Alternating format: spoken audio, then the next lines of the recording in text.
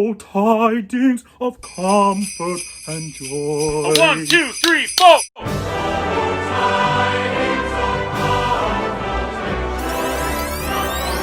Oh, tidings of comfort and joy. Tuppence is tuppence.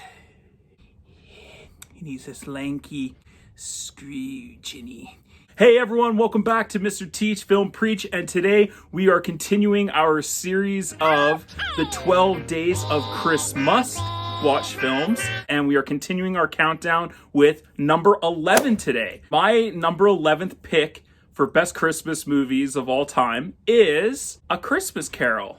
I am reviewing A Christmas Carol, the 2009 movie with Jim Carrey, the animated film that was directed by Robert Zemeckis. There are so many interpretations and adaptations. There's just so many of A Christmas Carol. It's really hard to choose my favorite Christmas Carol movie to review, to watch at Christmas time. Really had to go off of the basis of what do I like visually, story-wise, the performances, the look of the film, how rewatchable is it? And up until 2009, I would say the Christmas Carol that I watched the most of was probably 1988 Scrooged with Bill Murray. Another version that I love is A Muppet's Christmas Carol with Michael Caine as Scrooge. Great role for him. Fun, lighthearted. There's a Mickey Mouse Christmas Carol. The 1951 classic, though, which is with Alistair Sim as Scrooge, and that to me is A Christmas Carol. And that deserves its whole other review at a later time. However, in 2009, Robert Zemeckis came out with this motion captured performance film that has Jim Carrey in the lead role as Ebenezer Scrooge.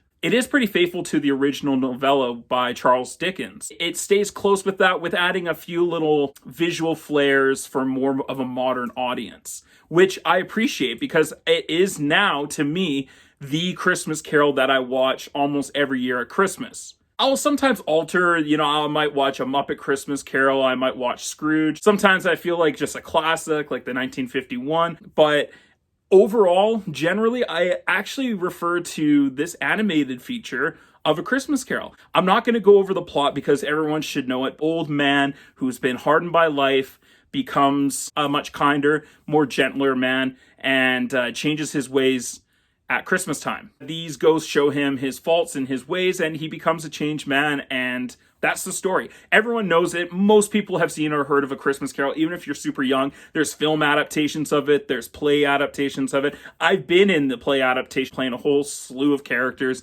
random ensemble, including the boy at the end of the movie when he's walking down the street and Ebenezer gets him to go get the turkey. That's the one as big as me.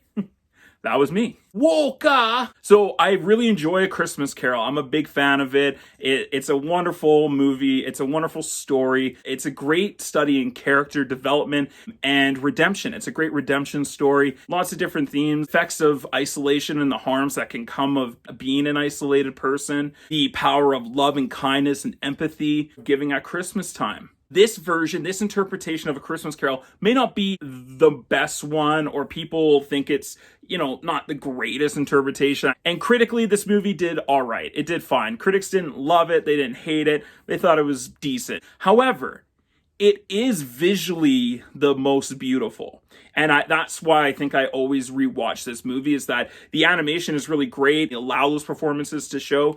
They don't just change how their bodies are. Like, you can tell that's Jim Carrey actually doing all the actions as Ebenezer Scrooge. That's really Colin Firth as his nephew. That's Gary Oldman as Marley, as Jacob Marley. And I love that performance when he's the ghost. And as Bob Cratchit, that was a great casting choice. Robin Wright, who is the young love interest to a young Ebenezer Scrooge. Bob Hoskins is in this movie. It's one of his last roles, I believe. Robert Zemeckis had obviously worked with Bob Hoskins before with Who Framed Roger Rabbit. It's my favorite version of the ghosts and how they show Ebenezer's life. 1951 version, he kind of just walks throughout his life sort of thing and just kind of and trickles away and shows up at certain places, where this actually shows the journey, the transitions between like the Ghosts of Christmas Past, where he's flying on that cone, and then he kind of has to fly with them to go to the different memories. And then the Ghost of Christmas Present, where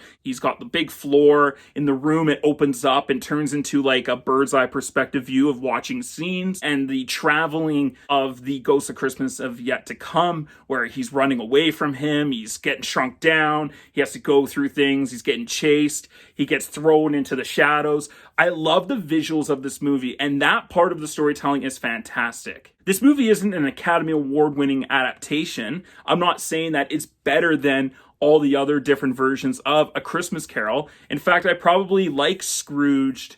I probably like the original A Christmas Carol from 1951. I like those ones maybe better as films. But I just come back to this one a lot because of Jim Carrey, because of the visual effects, because of how they tell the story of A Christmas Carol. And there's some actually genuine, great emotional parts to it. And this is a really well-told story. Where this movie kind of falls flat is that it's not actually that funny. They really marketed that this was going to be like a Jim Carrey Christmas Carol story, but that's not what actually ended up being produced in the end. It was a really pretty straight rendition telling of A Christmas Carol.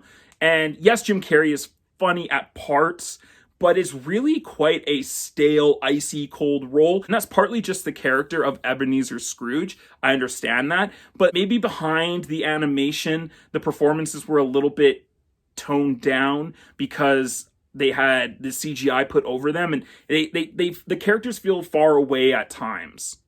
And at times it's done that on purpose because of where Ebenezer is in his journey, in his story arc.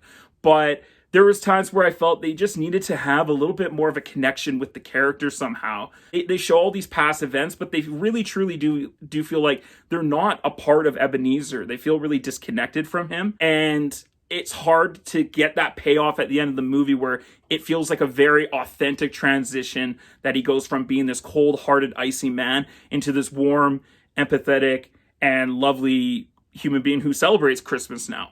The transition needs to be really authentic and natural, and this feels forced because it's telling the story of A Christmas Carol, if that makes any sense. The directing was good. The editing is something entirely different. There's about 5 minutes of this film they could just chop altogether. I think the movie runs at 1 hour and 37 minutes, but yeah, there is for sure 5 minutes somewhere to chop off. And I think a lot of it has to do with the Ghost of Christmas Yet to Come. All the transitioning between what could possibly come of Scrooge were way too long. There is an entire chase scene of him when they shrink him down to like the size of a rat, and he's running through the streets and he's getting chased by the chariot of horses. Yeah, it's definitely too long. It's like 3 minutes just to get from one scene to another scene. And I know they threw that in there because it's like, hey, this is still a Disney film. This is still being produced by Disney. We need to make it for kids. We need to have some great animation, action stuff here to keep them interested. We need to throw in a chase scene. 3 minutes, go. Yeah, this is too long, man. Cut, snip, snip, snip. Edit, man. It's an often big problem with films. A tightly edited movie can really make or break a film. I like that there was no narration in this story. So many times these classic stories feel like they have to have narration. And the only time they add that in the movie is at the very end when Bob Cratchit turns Ebenezer Scrooge kept his promise. And he goes into that monologue at the very end before Tiny Tim. God bless us, everyone. I like that. They added in that little point. But I'm glad the whole movie wasn't being narrated by Cratchit or Marley or someone, that it was just being shown to us. And visually, that's why I like this film. Did you know that Jim Carrey did The Ghost of Christmas Past, Present, and Yet to Come? And as well, he did Ebenezer Scrooge. Pretty cool. I will say there's a great scene at the end, and I thought the performances, the timing, the editing was spot on for that scene, and it was great. It really stands out. And it's where he's at the door and he's listening into them on playing the game, and it's like describing someone, and it's like he's a bit of an ass and he's a horrible person, cold-hearted, and Scrooge knows that they're about to say your Uncle Ebenezer Scrooge, and he steps in and Colin Firth turns around. Oh, bless my soul.